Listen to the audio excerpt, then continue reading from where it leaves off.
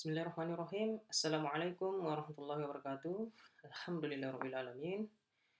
Kita bertemu kembali pada mata kuliah Teknologi Hasil Ternak. Memasuki minggu ke-6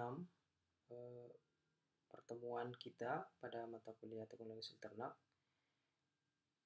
Minggu kali ini kita akan membahas pengujian dan standar kualitas susu. Namun saya sampaikan sebelumnya, seharusnya pengujian dan kualitas susu ini adalah minggu ke-5, tapi berhubung karena sesuatu dan lain hal, ini saya tukar, tapi sebenarnya sama saja. Nanti minggu depan kita akan lanjut ilmu daging bagian kedua, lanjutan dari minggu yang sebelumnya. Kita masuk ke faktor-faktor yang mempengaruhi kualitas daging ya. Nah, untuk pertemuan kali ini kita kembali ke susu karena ternyata ini terlewat ya untuk pengujian dan standar kualitas susu. Nah, itu sekedar informasi. Oke, untuk pertemuan kali ini langsung saja insyaallah akan dibahas mengenai pengujian dan standar kualitas susu. Capaian pembelajaran mata kuliah yang akan kita capai pada pertemuan kali ini. Yang pertama adalah setelah mengikuti perkuliahan, kalian dapat menguraikan jenis-jenis pengujian kualitas susu. Kemudian yang kedua, dapat menjelaskan metode pengujian kualitas susu. Dan yang terakhir adalah menjelaskan standar kualitas susu. Nah, jadi Bu Nur Muhlisa sudah menjelaskan seperti apa itu susu, kemudian seperti apa sifat fisik kimia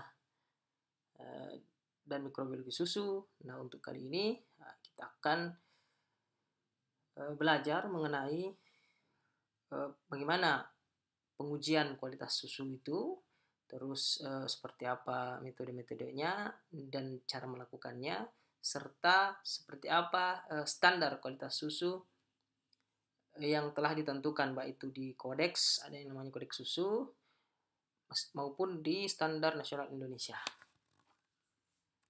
Oke, itu sub CPMK-nya. Nah, pendahuluan, sebagai pendahuluan, kembali saya mendengarkan materi-materi sebelumnya. Seperti yang kita ketahui bahwa susu segar adalah suatu bahan makanan yang hampir sempurna. Kenapa dikatakan demikian? Karena memiliki nilai gizi yang lengkap.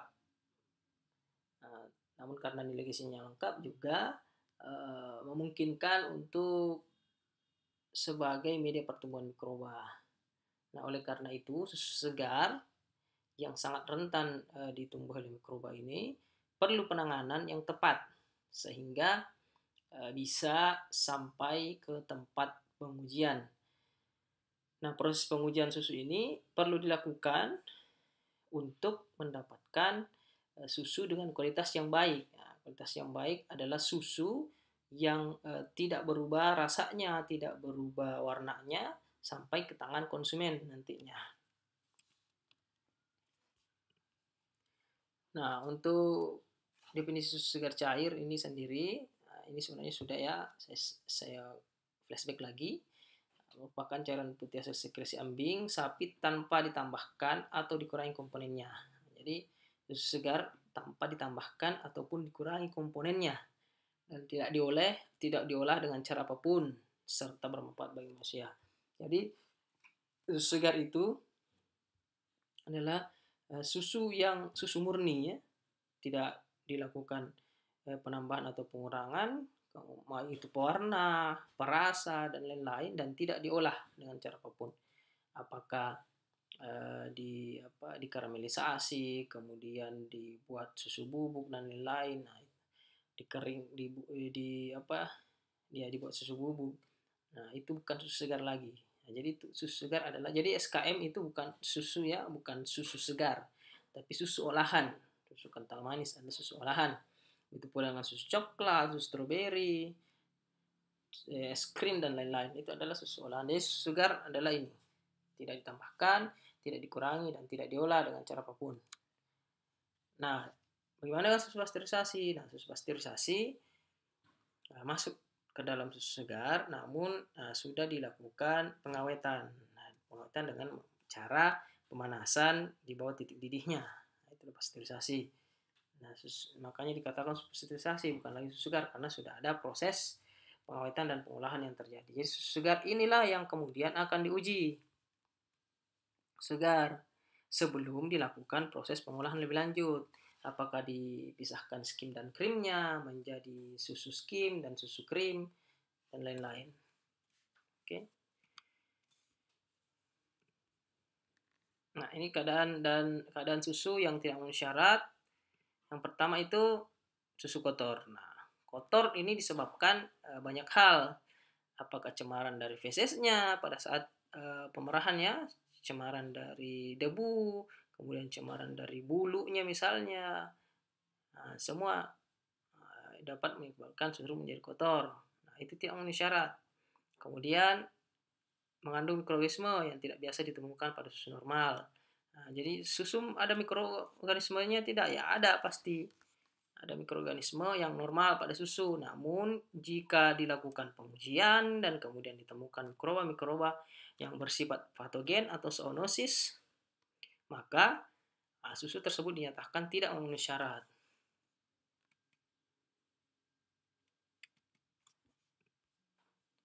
Dan jelas saja jika ada mikroba yang tidak diharapkan, maka pasti susunya akan mengalami pembusukan. Dan jika susu sudah mulai busuk, sudah mengalami penyimpanan flavor atau penyimpangan aroma, sudah menyimpang, maka ya tidak memenuhi syarat untuk diperjualbelikan lagi.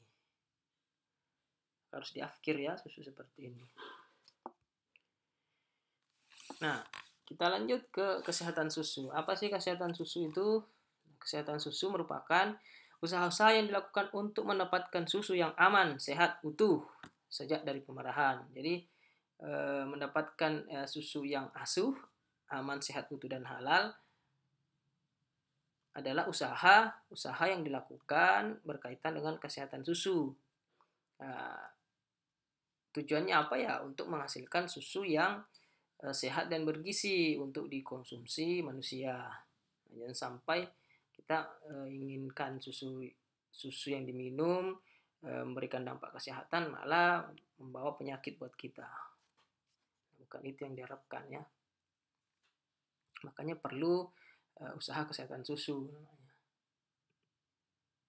Nah, seperti ini kan maunya sehat malah sakit diare, perut, kemudian demam, muntah-muntah. Nah, ini akibat food poisoning ya, keracunan makanan akibat kontaminasi mikroba. Nah, berasal dari susu sapi yang sakit misalnya, susunya ya sama saja, zoonosis ya, bahaya. Nah, beberapa cemaran atau mikroba yang dapat mencemari susu. Nah, ini adalah sumbernya, ada banyak sekali ya. Jadi memang ada beberapa mikroba alami yang ada di susu disebabkan karena kontaminasi dari lingkungan. Jadi sejak susu keluar dari ambing itu pasti ada kontaminasi. Nah, sumber kontaminasinya dari mana saja? Nah, bisa dari manusia yang memerahnya. Nah, ini ada jenis-jenis mikroba yang berasal dari manusianya, kemudian berasal dari air yang dipakai untuk mencuci, kemudian di dalam ambingnya sudah ada inside udder, di dalam ambing itu ada Streptococcus, Micrococcus, Corynebacterium, ini sudah ada. Kemudian melalui feses, ini lebih banyak lagi ya. Nah, dan ini tidak diharapkan ada dalam susu karena hampir semua ini adalah mikroba yang bersifat patogen. Kemudian di luar uddernya, di luar ambing, dalam milking mesin pemerah susu juga ada. Kemudian dari bedding adalah alas kandang bisa, kemudian dari tanah dan dari pakan yang dikonsumsi oleh sapi. Nah, dari udara ya, bukan air ya, sorry, dari udara. Nah, ini dari udara jelas kalau terpapar udara ya pasti ada Yang jadi masalah bagaimana jumlahnya, apakah jumlahnya kemudian bisa menyebabkan penyakit atau tidak. Nah, itu akan dilakukan pengujian susu untuk melihat mutu susu, apakah masih layak untuk dilanjutkan dalam pengolahan atau tidak. Nah, dari air juga ada, ini ada air yang dipakai untuk mencuci. Oke, ini sumber cemaran mikroba ya. Jadi tidak ada susu eh, yang steril, yang baru. Susu segar ya tidak ada susu steril kecuali sudah dilakukan pengolahan atau pengawetan melalui sterilisasi, maka bisa menghasilkan susu steril. Nah, susu steril contohnya susu cap beruang itu susu steril. Nah, tidak ada mikrobanya. Nah, kalau susu segar ya jelas ada mikrobanya.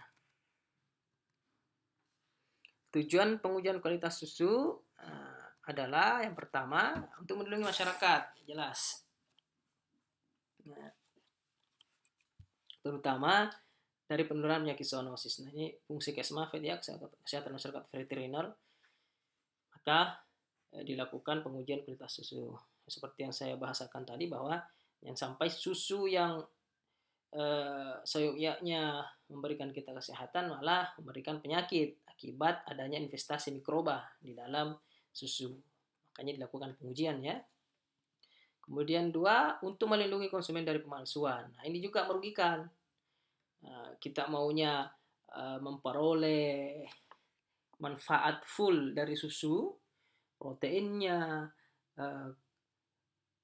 mineralnya, apakah kalsium, kemudian lemaknya, dan semua nutrisi yang kompleks dalam susu, malah ternyata kita diberikan susu palsu. Nah, pemalsuan susu ini ada beberapa macam nanti ya. Bisa ditambahkan air, bisa ditambahkan air tajin. Air tajin itu cucian beras ya, karena memang warnanya putih, jadi kita tidak tahu sebenarnya. Kalau tidak dilakukan pengujian, maka ya pasti kita sudah masuk ke dalam konsumen yang mendapatkan susu-susu palsu seperti itu. Nah, dan itu tidak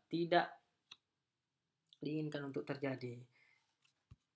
Kemudian untuk penggolongan kualitas susu. Jadi kualitas susu ada beberapa grade ya, untuk grading susu.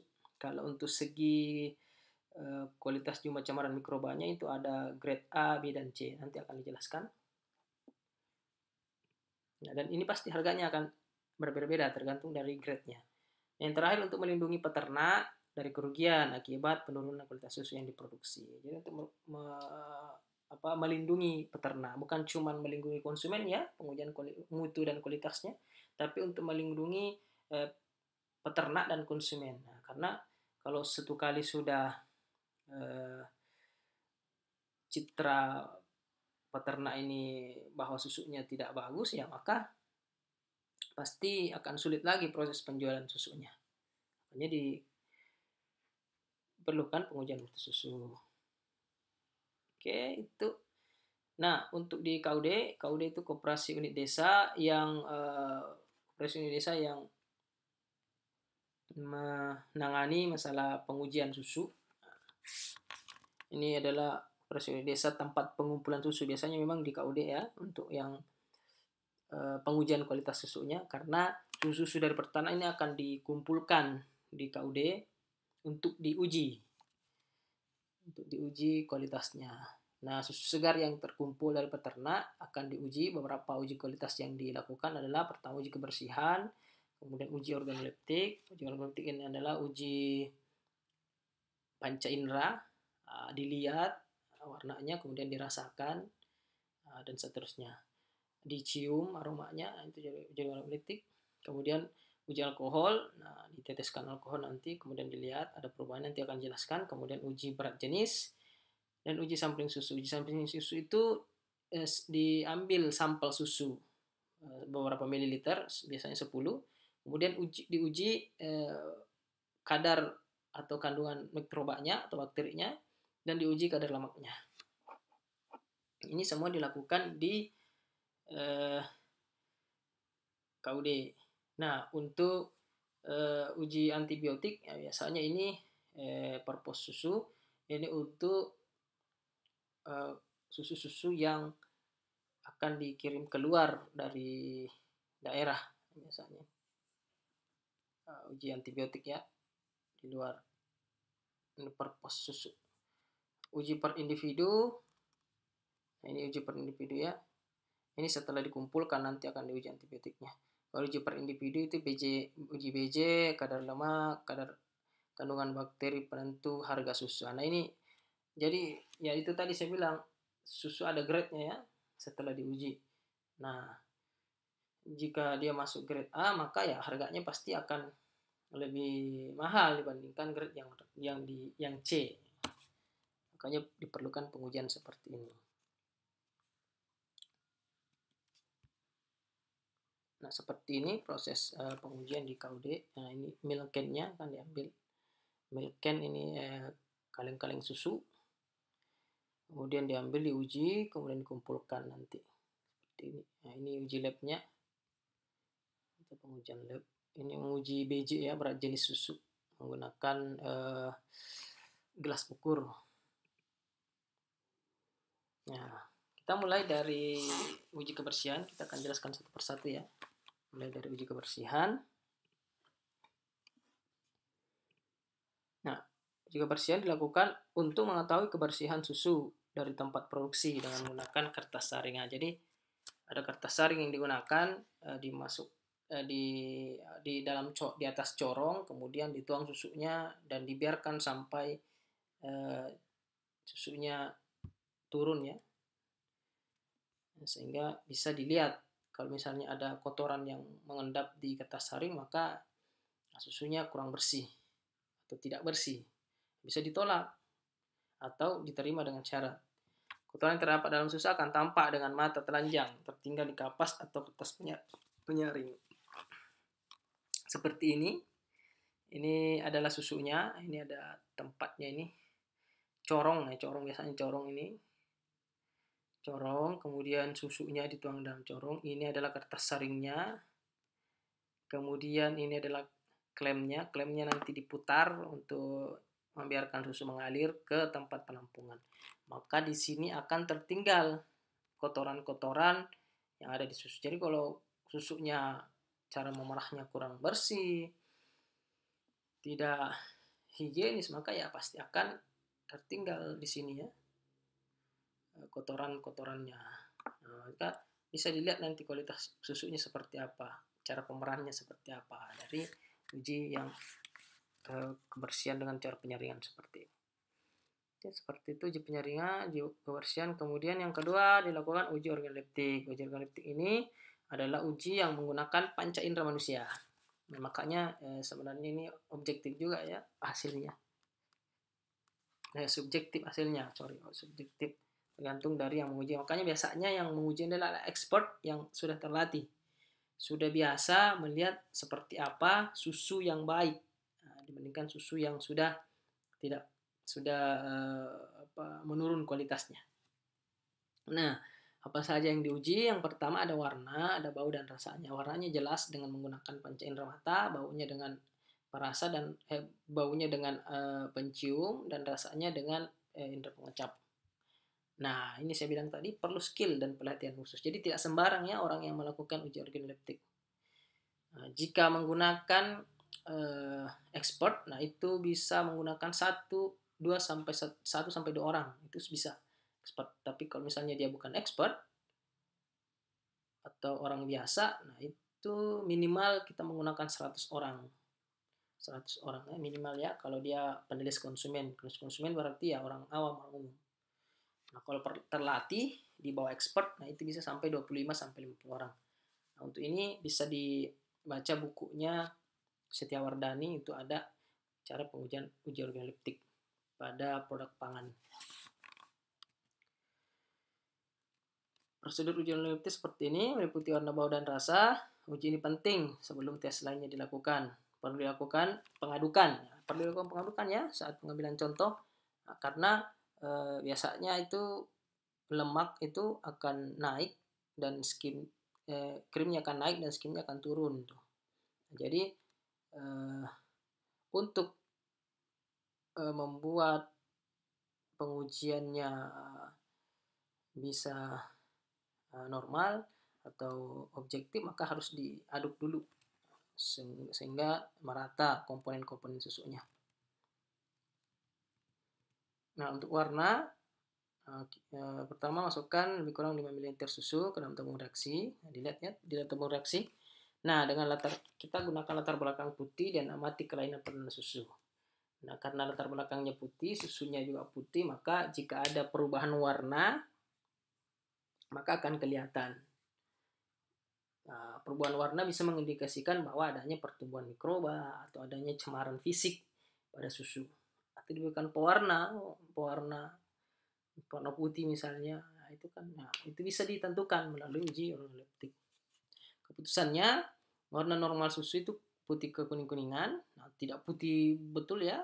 Kalau putih betul, itu bisa dicurigai apakah ditambahkan air tajin atau pewarna dan lain-lain. Nah, jika warnanya kemerahan, maka kemungkinan itu berasal dari susu mastitis. Susu mastitis adalah susu yang diperoleh dari sapi yang mengalami radang ambing atau ambingnya bengkak atau susunya bengkak. Kelenjar mastitisnya bengkak. Nah, kelenjar mastitisnya bengkak dibuatkan karena peradangan pada ambing. Nah, biasanya ada luruhan darah. Nah, ada darah yang masuk ke susu sehingga susunya akan berwarna kemerahan. Nah, susu yang seperti itu juga akan menurun kualitasnya ya, bahkan bisa ditolak, tidak diambil kalau sudah parah mastitisnya ya. Kemudian warna kebiru-biruan, ada bentuk cincin biru permukaan pinggir gelas di tabung reaksi ya, ada cincinnya. Nah, bisa diduga dicampur air tajin atau air putih atau air tajin. Air tajin ini air cucian beras ya. Nah, itu tidak boleh. Itu bisa dilihat dari penjualan organoleptik. Dan saya ingatkan kembali bahwa tidak sembarang orang bisa menguji ya, harus expert yang betul-betul tahu seperti apa kelainan pada susu. Kemudian yang kedua bau, caranya sama, masukkan 5 ml susu ke dalam tabung reaksi. Terdapat pula dipakai susu dalam tabung yang telah diuji. Nah, atau pakai yang diuji tadi, diuji yang sebelumnya, diuji warna. Nah, itu masih bisa digunakan dengan cara dibau atau dicium, susunya dicium ya, seperti biasa. Kemudian panaskan sampai mendidih. Nah, susu yang tadi kemudian panaskan sampai mendidih, kemudian dicium lagi. Nah, keputusannya normal apabila baunya itu gurih dan khas susu. Nah, seperti apa itu ya? Coba aja cium susu ya, seperti itu. Ya, susah dijelaskannya secara dijelaskan seperti apa gurih ya, seperti apa gurih susu, silahkan dicium susu, nah, seperti itu susu normal. Nah, jika ada bau santan, nah, pada saat ini didikan ini, nah, maka diduga ditambahkan santan. Nah, jika ada bau amis atau bau darah, kemungkinan itu tadi radang ambing atau mastitis. Nah, itu cara pengujian bau. Kemudian kita masuk ke rasa. Prosedurnya itu pertimbangan kesehatan pemeriksa. Aku sudah dididihkan terlebih dahulu. Nah, itu tadi kan sudah dididihkan. Nah, itu bisa digunakan lagi yang tadi tuh. Yang sudah digunakan untuk yang uji aroma. Nah, tuang secangkir susu di telapak tangan. Yang tadi yang sudah dididihkan, kemudian dirasakan. Nah, dan dirasakan melalui indera pengecap dan dilihat apakah ada dan diuji lah apakah ada perubahan rasa, penyimpangan rasa pada susu. Keputusannya normal apabila gurih dan agak manis. Ya. Kalau sangat manis, nah itu kemungkinan pasti ditambahkan gula. Nah, itu tidak boleh. Kemudian yang tidak normal bisa berasa asam dan kadang-kadang ada rasa pahit. Nah, itu akibat kerja mikroba ya. Kalau sudah ada asamnya, kemungkinan bakteri asam laktat sudah bekerja, sudah menghasilkan asam laktat, dan kemungkinan ada rasa-rasa pahit juga. Nah, itu akibat dari proses dari kerja mikroba menghasilkan produk metabolit sekunder dari mikroba ya. Nah, ini pahit. Nah, mikroba pepton, mikroba membentuk pepton. Nah, ini sudah ada pepton yang dihasilkan oleh mikroba. Kemudian rasa lobak. Nah, rasa lobak seperti apa ya? Coba lobaknya.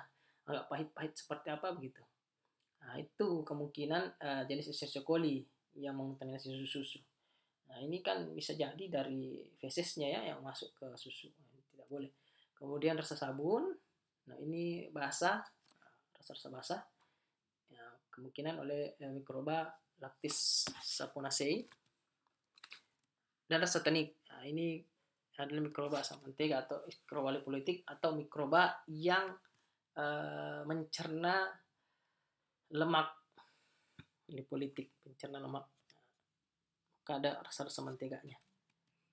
Nah, sedangkan kalau amis atau anyir, nah kemungkinan dari susu yang dihasilkan oleh ternak yang sapi yang mengalami mastitis atau radang ambing. Nah, seperti ini pengujian kualitas rasanya. Nah, untuk yang susu yang dipalsukan seperti apa? Nah, biasanya rasa santan. Kemungkinan ditambahkan santan atau pengusul untuk kadar lemak. Ditambahkan santannya. Jadi nanti kadar lemaknya tinggi. Nah, padahal kan sebenarnya bukan lemak dari susu asli itu ya, padahal ditambahkan santan. Nah, terasa nanti rasa santan. Nah, rasa tepung. Nah, ternyata ditambahkan tepung. Nah, supaya berat jenisnya meningkat. Karena banyak jenisnya rendah, harganya murah, nah, ditambahkan tepung. Nah, ini kan curang juga ya, tidak boleh. Asin ditambahkan garam. Nah, itu supaya berat jenisnya juga tinggi. Kemudian gurih, melebihi gurihnya normal susu. Nah, ya, biasanya ditambahkan juga full cream. Susu full cream. Nah, ini sangat sulit untuk diketahui. Biasanya susu-susu yang sisa dari yang sebelumnya itu ditambahkan tapi dipisahkan antara krim dan lemaknya ya. Krim dan skimnya ya. Nah, itu yang biasanya ditambahkan, tapi ini sangat sulit untuk diketahui. Nanti menggunakan pengujian yang lain ya untuk mengetahui ini. Nah, itu tadi prosedur pengujian organoleptik pada susu. Kemudian kita lanjut ke uji alkohol. Nah, jika pengujian organoleptik sudah dilakukan, akan bisa dilanjutkan dengan pengujian alkohol. Nah, susu yang mengandung 0,21% asam atau yang kandungan kalsium dan magnesiumnya melebihi normal, nah, ini pasti akan mengalami penggumpalan atau koagulasi bila ditambahkan alkohol. Jadi diambil susunya kemudian ditambahkan alkohol, diaduk-aduk, nanti ada penggumpalan susu.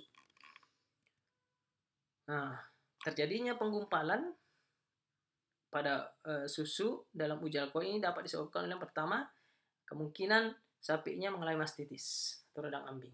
Kemudian kemungkinan susunya masih ada kolostrum atau susu-susu yang dihasilkan dari susu-susu pemerahan hari pertama sampai hari keempat, biasanya 3-4 pada proses laktasi sapi. Ini susu pertama, masih ada kolostrumnya. Kemudian renin yang dibantu oleh mikroba. Enzim renin yang dibantu renin adalah enzim yang dapat mengakibatkan penggumpalannya pada susu, enzim renin. Kemudian adanya permulaan mastitis, artinya mastitis subklinis atau mastitis sapinya sudah ada gejala mastitis meskipun belum tampak ya, tapi sapinya sudah mulai mengalami mastitis. Nah, bila susu terkoagulasi dalam uji alkohol pada keasamannya di bawah 0,21%, mengindikasikan bahwa adanya imbangan garam dan susu yang tidak normal.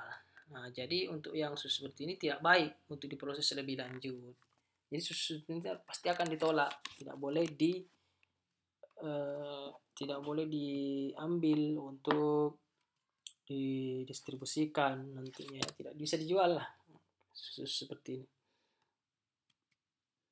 Nah, untuk uji alkohol, ini alat-alat yang digunakan seperti ini, test tube atau tabung reaksi, kemudian flash, volumetric flash, seperti ini. Kemudian pipet 5 ml, bahan yang diperlukan, kita mengambil contoh, yang tadi, contoh susu 3 ml, kemudian alkohol 70%. Nah, nanti akan dimasukkan ke sini. Oke, cara kerja prosedurnya seperti ini. Siapkan alat dan bahan, masukkan 3 ml susu yang dimungkinkan ke dalam test tube. Nah, itu tadi. Masukkan 3 ml ke dalam tabung reaksi yang tadi, kemudian ditambahkan alkohol 70% sebanyak 3 ml. Alkohol 70% 3 ml, kemudian dihomogenkan ke dalam susu. Jadi semuanya 6 ml di dalam tabung reaksi yang tadi. Jadi ada 6 ml ya dalam sini. Nah, ini masukkan susu ke sini, kemudian masukkan alkoholnya juga di sini. Jadi ada 6 ml. Kemudian diaduk merata. Gitu. Hasilnya apabila susu pecah, susu pecah itu bukan tabung reaksi yang pecah ya, susunya yang pecah-pecah seperti santan yang pecah jika direbus. Ada gumpalan-gumpalan. Nah, itu susu pecah. Maka dia positif. Artinya susu tidak bisa lanjut. Nah, makanya kalau sudah pecah seperti ini ya, kemungkinan karena itu yang tadi ada beberapa kemungkinan karena adanya penyakit ambing, mastitis, adanya renin, adanya kolostrum. Renin ini karena berlebihan mikrobanya ya, mikrobanya sudah sangat banyak di dalamnya. Kemudian kemungkinan karena adanya mastitis atau susu kolostrum ini tidak boleh ya ada pada susu. Makanya jika pecah maka tidak akan dilanjut. Artinya susunya tidak diambil ya. Jika tidak pecah, maka tesnya negatif, akan dilakukan uji lanjutan berikutnya. Nah, bersihkan kembali peralatan dan simpan ke tempat semula. Nah, setelah diuji alkohol maka dilakukan pengujian berat jenis. Nah, pengujian berat jenis ini kita dasarkan pada kodeks, diukur pada 27,5 derajat Celcius di dalam 1 ml air susu. Dari 1 ml air susu. Nah, ini ketentuan dari kodeks ya. Kodeks adalah standar kualitas internasional pada susu 27 derajat Celcius. Pengukuran yang dilakukan di atas atau di bawah suhu tersebut harus dikonversi terlebih dahulu. Jadi kalau di atas atau di misalnya 28 derajat Celcius atau 26 derajat Celcius maka harus dikonversi dulu. Jadi 27 baru bisa diukur. Jadi tidak sembarang diukur langsung dimasukkan, cemplungkan saja apa ininya laktodensimeternya tidak. Setiap 1 derajat Celcius di atas atau di bawah suhu tersebut menghasilkan pembacaan skala 0,0001 lebih rendah atau lebih tinggi. Nah, jadi kalau misalnya suhunya 28 ya maka ditambahkan. Kalau 26 ya dikurangkan 0,001 seperti itu. Nah, untuk SNI susu 1,28. Nah, standar minimal yang diterapkan oleh KUD untuk nilai BJ susu pada pagi hari 1,023, sedangkan pada sore hari itu 1,025. Cara pengujiannya seperti ini. Nah, ini alatnya ya, alatnya. Ini tabung alat ini gelas ukur, kemudian ini laktodensimeternya. Ini laktodensimeter, alat untuk menguji berat jenis susu. Nah, ini digunakan itu laktodensimeter ini. Kemudian volumetric flask atau gelas ukur nih. Nah, nanti ini dimasukkan ke dalam sini. Nah, masukkan dulu susunya 300 sampai 400 ml, kemudian masukkan laktodensimeter. Nanti akan dibaca di sini. Ini ada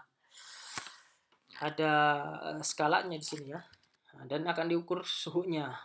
Nah, itu tadi 27,5 derajat Celcius. Kalau dia di atasnya maka akan ditambahkan 0,0001, jika di bawahnya akan dikurangi 0,01. Seperti itu. Nah, prosedurnya siapkan alat, masukkan 300 sampai 400 ml susu ke dalam gelas ukur yang telah dihomogenkan. Ya, ingat ya dihomogen dulu, kemudian masukkan laktodensimeter ke dalam gelas ukur. Baca skala BJ-nya. Nah, catat hasil dan dikonversi dengan menggunakan daftar. Daftarnya kan ada yang tadi di kodeks itu ada. Jadi ada daftarnya. Bersihkan dan kembalikan alat yang dipakai tempat semula. Seperti itu prosedur pengujian berat jenis susu. Sangat sederhana ya, sangat sederhana. Yang penting ada alatnya. Insya Allah kalau misalnya praktek ini bisa kita lakukan. Yang keempat, uji derajat keasaman. Derajat keasaman atau tingkat keasaman pada susu. Bukan pH ya, lain. Nah, bisa menggunakan pH, alat ukur pH. Bisa menggunakan uji keasaman menggunakan titrasi, bisa juga. Nah, digunakan untuk meriksa derajat keasaman susu secara tetrimetri. Nah, ini menggunakan titrasi ya, titrasi. Derajat asam adalah jumlah mililiter NaOH 0,2 N Ini molaritasnya ya. Yang diperlukan untuk menetralkan 100 ml susu. Jadi kita pakai 100 ml susu dengan penoptalin 2% sebagai indikator. Jadi nanti susunya akan ditambahkan penoptalin. Kemudian diteteskan NaOH 0,25% sampai dia kembali berubah warna. Netralkan warna susu. Seperti itu. Nah, prosedurnya belum. Kita lihat dulu uji dari kesamaan. Pengujian asiditas ditujukan untuk mengetahui keasaman yang ada pada susu, dan keasaman yang disebabkan oleh metabolisme bakteri. Nah, biasanya uji keasaman ini untuk melihat manifestasi atau kerja metabolisme bakteri. Apakah susunya masih normal ataukah susunya sudah mengalami fermentasi akibat mikroba. Nah, biasanya menghasilkan asam laktat oleh kerja mikroba yang memfermentasi laktosa menjadi asam laktat. Ada komponen dalam susu yang bersifat asam, dapat bereaksi dengan alkali seperti fosfat. Fosfat ini adalah kasein atau albumin, kemudian karbon dioksida, CO2, serta sitrat. Nah, pengujian dilakukan berdasarkan jumlah asam laktat pada susu yang dinetralkan oleh alkali seperti NaOH. Jadi sebenarnya ya dinetralkan susunya menggunakan NaOH setelah diteteskan dengan penoptalin 2%. Nah, seperti itu sebenarnya prinsipnya. Cara pengujiannya seperti ini. Nah, ini alat-alatnya. Itu kontrol 50 ml susu, kemudian perlakuannya 50 ml susu tambah 2 ml penoptalin 2%. Nah, jadi untuk kontrol itu susunya 50 ml susu biasa, kemudian untuk perlakuan susu yang 50 ml tadi ditambahkan 2 ml penoptalin, jadi 52 ml. Kemudian titrasi menggunakan NaOH, itu tadi ini titrasi ya, menggunakan NaOH 0,25 N tadi, sampai hasil merah muda tidak stop, berhenti. Nah, jadi tidak kembali ke merah muda lagi, tidak kembali ke putih lagi, tetap warna merah muda sampai dia warna muda-muda tidak hilang, tetap warna merah muda. Nah, nanti setelah itu akan dibaca ini hasil titrasinya berapa mililiter NaOH yang digunakan untuk menetralkan susunya dari penoptalin yang digunakan. N dari NaOH mengandung 40 gram per liter. 40 gram NaOH menetralkan 90 gram asam laktat. 1 liter NaOH menetralkan 90 gram asam laktat. 1 liter. Nah, ini adalah satuannya ya. Misalnya 40 gram NaOH, 1 liter NaOH, 1 liter 0,2 N NaOH menetralkan 22,5 gram asam laktat, dan seterusnya. Kalau 1 ml 0,2 NaOH, 1% coklat Henkel. 1 derajat coklat Henkel. Nah, ini satuannya ya. Dan selanjutnya. Ini satuan saja ya. Nanti bisa dilakukan juga ini di laboratorium. Kita sudah ada biuret. Nah, kita bisa menggunakan biuret untuk mentitrasi. Ini bisa dilakukan. Insyaallah. Kemudian uji kadar lemak, kita menggunakan metode Gerber namanya. Nah, ini untuk melihat berapa kadar lemak yang ada pada susu. Nah, ini pakai ini alat ini namanya. Ini. Dan ini adalah sentrifusnya. Automatic pipet 10 ml. Alatnya automatic pipet 1 ml, sentrifuge, ini sentrifusnya ya. 1200 rpm, diameter 9 sampai 21 inci. Butirometer Gerber, nah ini ya butirometernya. Karet penutup, nah ini harus ditutup. Kalau ini karena panas ini. Karena menggunakan asam sulfat 99,2%. Bah, ini berasap ya kalau dimasukkan asam sulfat, luar biasa. Makanya kalau melakukan pengujian ini harus hati-hati, jangan sampai kena tangan kulitnya. Pasti akan terbakar nih. Karet penutup butirometer, water bath, termometer. Nah, bahannya contoh susu, H2 asam sulfat 90 sampai 90% dan amil alkohol. Nah, ini sangat panas ya, makanya biasanya pakai sarung tangan yang tebal untuk pengujian ini.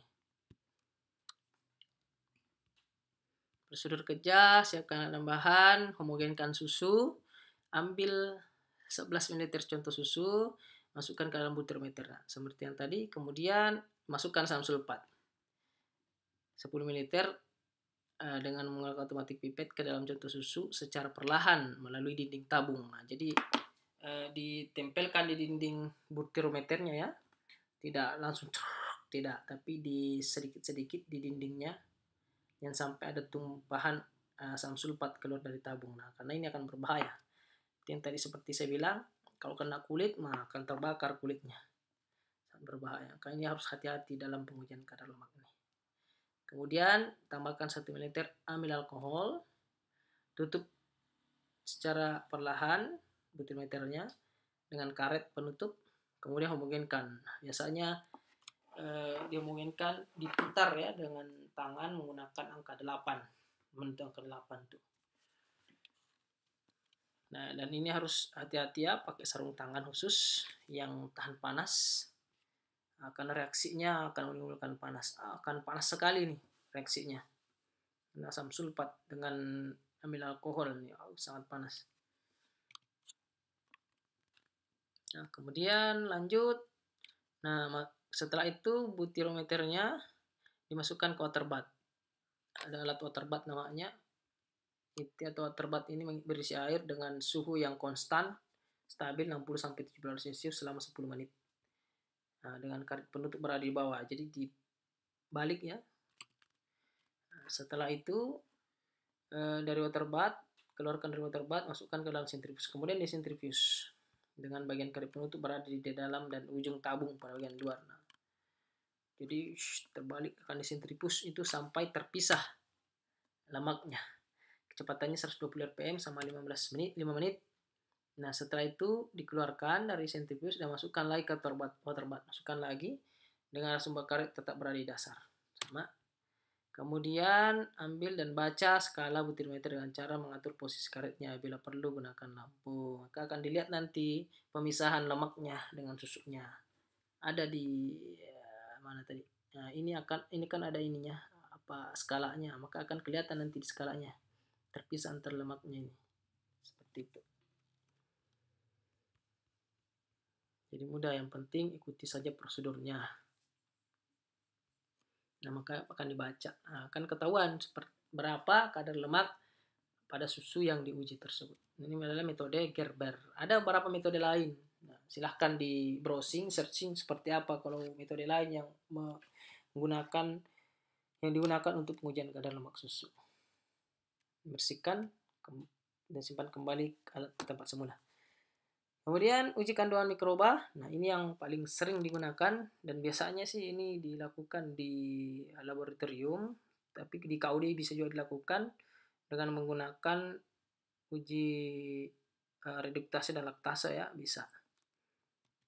Nah, ini saya bilang ada 3 pengujian, bisa menggunakan uji reduktase, bisa laktase, dan bisa uji TPC. Nah, di TPC ini biasanya di laboratoriumnya.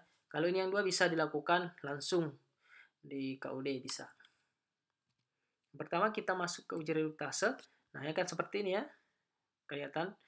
Untuk mengetahui adanya bakteri dalam susu dalam waktu cepat. Nah, ini uji cepat. Nah, uji kitnya, uji cepatnya. Nah, prinsipnya dalam uji reduktase yang dibentuk oleh bakteri, terdapat enzim reduktase yang dibentuk oleh bakteri mereduksi zat warna methylene blue menjadi larutan yang tidak berwarna. Jadi kita menggunakan methylene blue ya untuk melihat perubahan warna pada susu. Jadi tadi, jadi saya jelaskan nanti prosedurnya. Nah, jadi seperti ini uji reduktase. Ini masing-masing sampel ada seperti ini nanti. Misalnya kita menggunakan berapa sampel ini, 5 sampel. Kalau 3 sampel bisa 3 sampel. Jelasnya masukkan susunya nanti, sampel susu, kemudian dimasukkan methylene blue-nya. Nah, kemudian tunggu beberapa saat.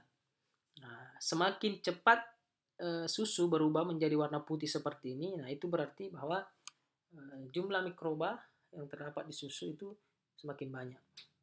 Karena kemampuan mikroba untuk reduktase, membentuk enzim reduktase. Nah, kemungkinan ya banyak mikrobanya. Semakin banyak mikroba ya semakin cepat berubah warna menjadi kembali putih. Nah, semakin tinggi jumlah mikroba dalam susu, semakin cepat terjadi perubahan warna. Aktivitas enzim reduktase dapat diketahui dengan cara menambah zat warna methylene blue dalam susu. Apabila terdapat aldehid, nah hasil aktivitas enzim reduktase, maka methylene blue akan tereduksi. Semakin lama hilangnya warna biru methylene blue menunjukkan kualitas susu semakin baik. Jadi kalau kualitas susunya bertahan jadi biru terus lama, nah, kemungkinan menjadi bisa diasumsikan bahwa ya, susunya bagus, jumlah mikrobanya sedikit. Namun apabila susunya cepat berubah kembali menjadi warna putih, nah itu bisa diasumsikan bahwa jumlah mikrobanya juga banyak. Nah, ini cara kerjanya. Saya bisa bilang 1 ml methylene blue ke dalam 10 ml sampel susu. Jadi tabung reaksi diisi susu 10 ml, kemudian diteteskan 1 ml methylene blue. Kemudian dihomogenkan, setelah dihomogenkan dipanaskan menggunakan water bath suhu 37 derajat Celcius. Jadi direndam ya dalam water bath suhu 37 derajat Celcius, kemudian dia mati. Apakah terjadi perubahan atau tidak? Jika warna biru luntur atau tereduksi atau hilang warnanya menjadi putih kembali setelah 8 jam, nah maka baik sekali. Kurang dari 8 jam, 6 sampai 8 jam baik. Antara 2 sampai 6 jam cukup. Kurang dari 2 jam, nah maka kemungkinan besar ini buruk, kualitas susunya buruk. Nah, buruk disebabkan karena jumlah mikroba yang sangat banyak di dalam susu. Seperti itu. Nah, oke, kita lanjut ke yang kedua. Uji mikroba adalah uji katalase. Nah, uji katalase ini adalah melihat adanya gelembung-gelembung seperti ini pada katalase, yang adanya reaksi katalase seperti ini pada cairan atau pada susu. Katalase adalah enzim yang ditemukan pada berbagai makanan, salah satunya terdapat pada susu. Penggunaan katalase dapat digunakan untuk menduga jumlah bakteri dalam susu. Nah, jadi sebenarnya ini adalah rapid test juga, atau tes cepat untuk mendeteksi kualitas susu dari segi jumlah mikrobanya. Katalase merupakan enzim yang terdapat hampir semua sel hidup yang dapat mengkatalis penguraian H2O2. Nah, jadi ini kita menggunakan H2O2 ya, hidrogen peroksida H2O2. Enzim katalase di dalam susu dibantu oleh sel-sel bakteri. Enzim ini dapat membebaskan O2 dari larutan H2O2. Nah, jadi nanti akan terbentuk O2 udara seperti ini dari larutan hidrogen peroksida, sehingga dapat menimbulkan gelembung-gelembung. Jadi ada gelembung udara yang seperti ini. Jadi semakin banyak gelembung udaranya, berarti katalasenya positifnya.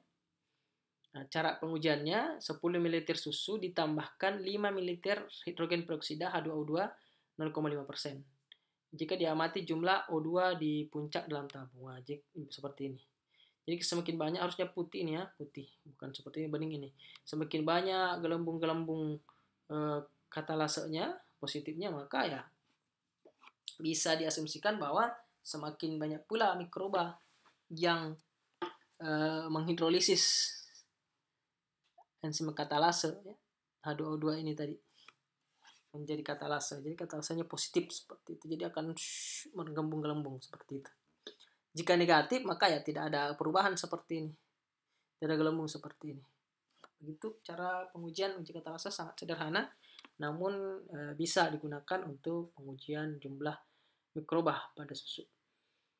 Yang terakhir adalah pengujian metode TPC atau angka lempeng total, atau TPC itu total plate count dalam bahasa Inggris, atau angka lempeng total. Angka total mikroba yang dapat bertumbuh pada lempeng atau pada cawan Petri. Ini lempeng ya, lempeng atau cawan Petri. Media yang digunakan adalah media PCA atau krypton glucose yeast agar. Nah, itu bisa digunakan. Plankton agar atau tripton glukos yeast agar. Nah, ini adalah media, ini medianya khusus. Kalau di laboratorium biasanya disiapkan laboratorium mikrobiologi sudah ada. Kemudian aku ada steril dan larutan NaCl fisiologis. NaCl fisiologis itu NaCl 0,85% atau pepton. Atau bisa juga menggunakan buffer pepton water ya, bisa digunakan. Nah, itu alat bahan biasanya sudah umum ada di laboratorium pengujian mikroba. Nah, kalau channel ini adalah aturan pengencer ya, untuk mengencerkan sampel. Ya, maka akan seperti ini nanti.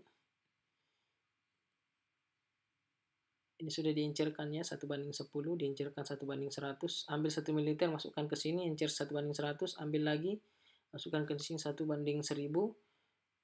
Ini 1:10.000, masukkan lagi 1:100.000. Nah, maka semakin encer sampelnya, ini sampel susu ya. Semakin encer sampel susu, maka semakin sedikit pula pertumbuhan mikroba. Kalau pada saat dimasukkan ke plate ya, ke lempeng atau ke cawan petri, pertumbuhan cawan petri yang menggunakan media ini tadi. Sepertinya. Dan untuk yang ini ya, ini yang bisa dihitung nanti. Yang dua, ini kan belum bisa dihitung, maka yang bisa dihitung ini adalah dua cawan ini. Yang 1:10.000 dan 1/100.000. 1/100.000. Nah, prosedur kerjaan seperti ini.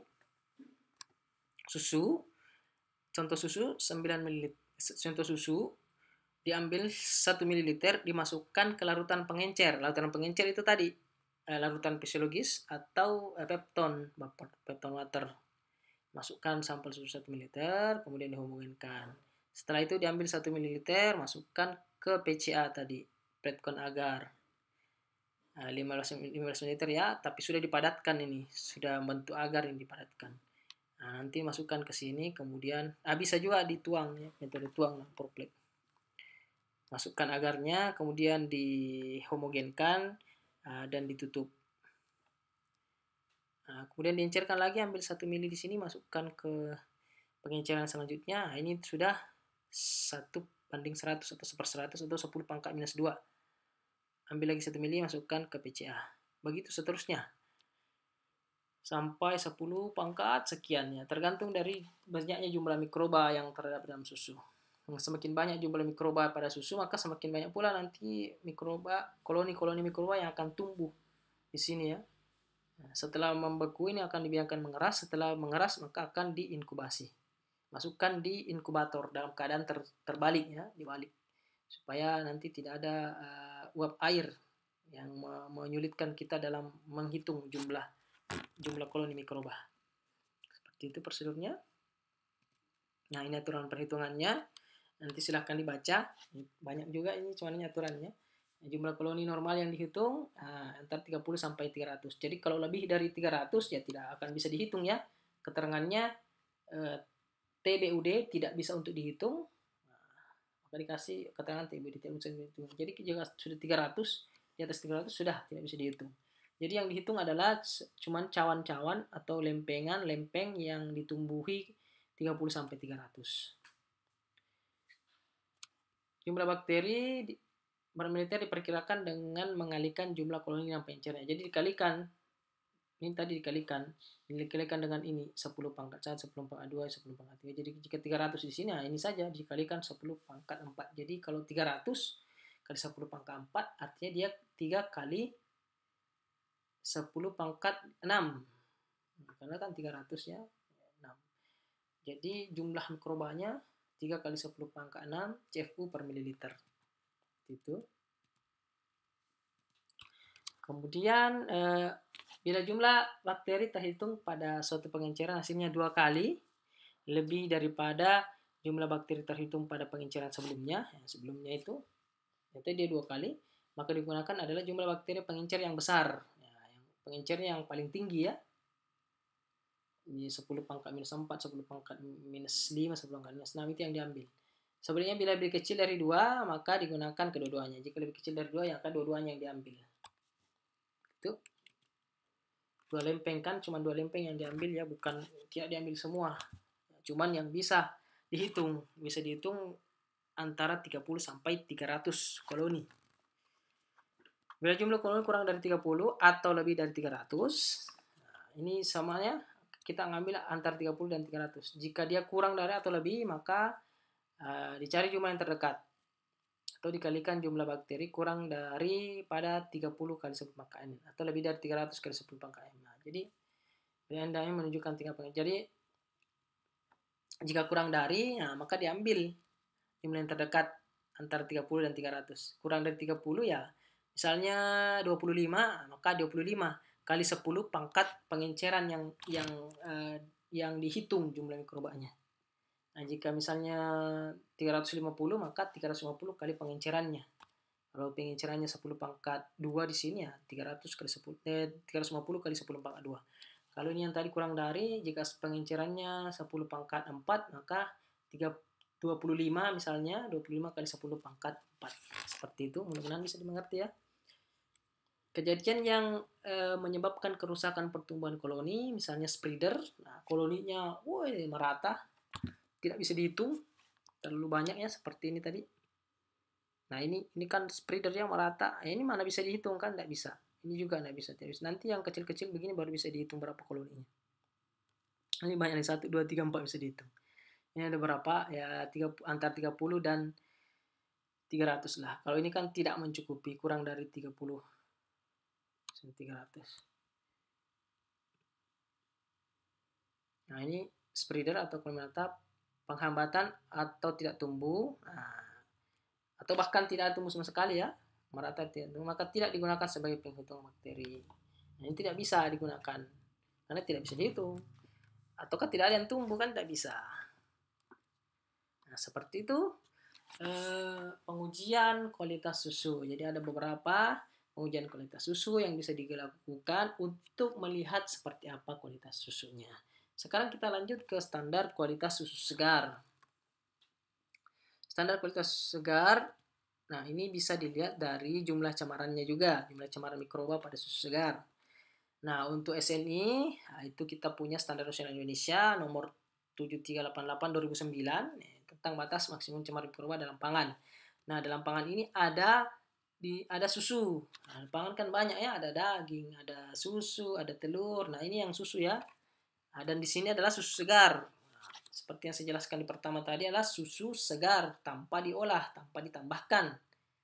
Nah, jadi tidak dipasteurisasi untuk diproses lebih lanjut. Nah, jadi bukannya susu segar, susu pasteurisasi beda lagi ya, karena sudah dilakukan pengawetan atau pengolahan. Nah, bukan susu segar lagi.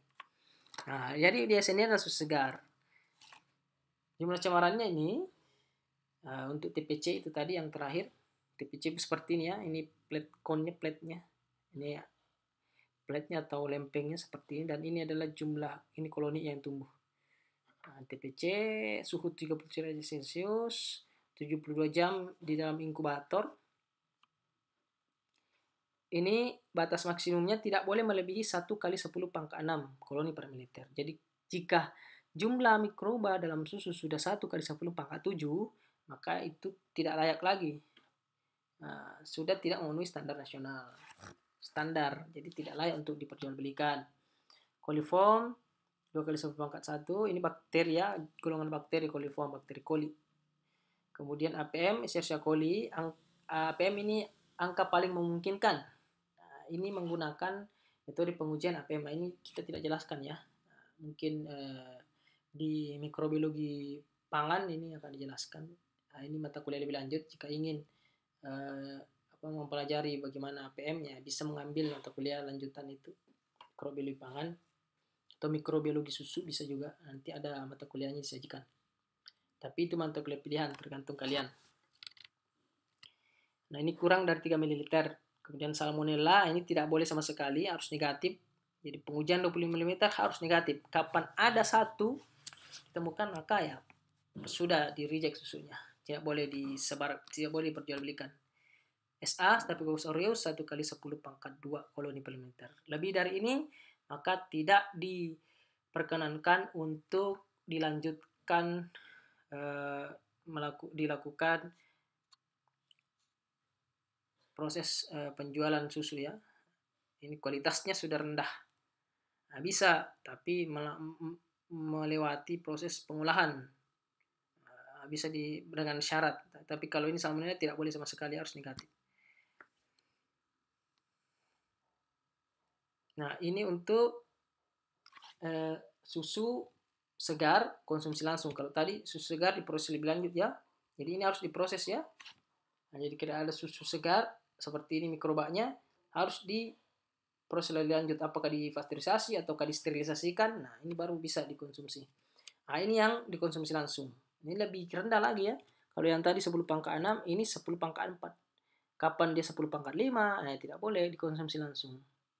Koliformnya lebih rendah, kurang dari 3 ml untuk E. coli-nya, 2 kali 10 pangkat 1 untuk koliform. Salmonella harus negatif, Staphylococcus aureus 1 kali 10 pangkat 2, Listeria negatif, Campylobacter negatif. Kapan dia ada, maka harus masuk ke sini, proses lebih lanjut. Seperti itu. Nah, syarat mutu susu segar, nah ini bisa dilihat di SNI 3141.1 2011. Ini tabel mutu susu segar. Susu segar ya, susu yang belum diolah dan tidak ditambahkan atau dikurangi. Berat jenisnya sekian. Nah, ini kalau mau melihat pengujiannya tadi kan ada pengujian BJ-nya, berat jenisnya. Nah, ini bisa dilihat dari sini. Berapa BJ-nya, berapa kadar lemaknya kan tadi ada, metode Gerber. Kemudian ini belum ada, kadar proteinnya belum juga jelaskan. Kemudian ini warna bau, rasa, dan ketentalan, ini tidak ada perubahan. Derajat asam, nah ini tadi titrasi ya. Kemudian bisa diukur pH-nya juga, ini pakai pH meter bisa. Uji alkohol tadi negatif. Jadi kalau dia positif ya tidak memenuhi standar nasional ya kualitas susu. Begitu pun jumlah cemarannya. Nah, ini jumlah otomatis tidak diuji. Karena ada pengujiannya semua, uji pemalsuan, titik beku, uji peroksidase dan lain-lain. Bisa dibaca silahkan. Ini tahun 98. Nah, sama saja sebenarnya ini ya, masih 98 ini. Kalau ini tadi yang paling terbaru, ini ada 2011. Ini tahun 98. Kemudian masih sama. Nah, dan ini adalah Codex Alimentarius Commission, CAC. Nah, ini adalah disebut juga Codex, merupakan badan antar pemerintah yang bertugas melaksanakan joint FAO atau WHO untuk food standar, standar kualitas pangan di dunia. Nah, ini adalah kodeks ya. Nah, kita ada SNI sih kalau di Indonesia. Kalau di dunia ada kodeks nih. Di bawah FAO dan WHO. Tujuan dibentuk kodeks untuk melindungi kesehatan konsumen. Nah, ini KESMAFED ya, kesehatan masyarakat veteriner, menjamin praktik yang jujur, fair dan perdagangan pangan internasional. Dalam perdagangan pangan internasional mempromosikan koordinasi pekerjaan standarisasi pangan yang dilakukan oleh organisasi internasional lain. Kodeks. Untuk definisi susu sendiri dari kodeks ini, susu merupakan satu dari beberapa komoditi pangan yang saat ini dicakup oleh kodeks, berpusat di New Zealand. Nah, New Zealandnya Selandia Baru. Kemudian cakupan standar kodeks ini adalah susu cair, susu bubuk, baik untuk dikonsumsi langsung maupun pengolahan lebih lanjut. Nah, ini standar kodeks dibandingkan dengan SNI ya. Antara SNI dan kodeks ini silakan dibaca. Ada DBJ-nya, ada bahan keringnya, proteinnya, cemaran kimia ya. Kemudian ujar organoleptiknya juga ada, kotoran dan cemaran mikrobanya. Nah, cemaran mikrobanya ini ya, tadi total kumannya, salmonellanya, Escherichia coli dan lain-lain, semua. Ini maksimum 1 juta, sama 10 pangkat 6 itu sama ya 1 juta. Negatif. Nah, ini kalau SNI masih ada ya. Koliformnya masih ada 20 CFU per ml. Kalau di kodeksnya itu tidak boleh sama sekali ya, ada harus negatif. Streptococcus aureus masih 100 sama 10 1 kali 10 pangkat 2 sama 100 juga. Nah, dan lain-lain silakan dibaca nanti. Oke. Terima kasih. Demikian perkuliahan kita pada kesempatan kali ini. Semoga bisa dipahami, bisa dimengerti. Jika ada pertanyaan, jangan sungkan-sungkan, silakan ditanyakan di grup. Semoga apa yang saya jelaskan pada kesempatan kali ini bisa memberikan manfaat bagi kalian semua dan bisa menjadi bekal nantinya untuk eh, menjadi pengetahuan di dunia kerja kalian. Terima kasih banyak. Saya akhiri dengan ucapan Alhamdulillahirrahmanirrahim. Assalamualaikum warahmatullahi wabarakatuh. Ingat, jangan lupa kerjakan tugasnya.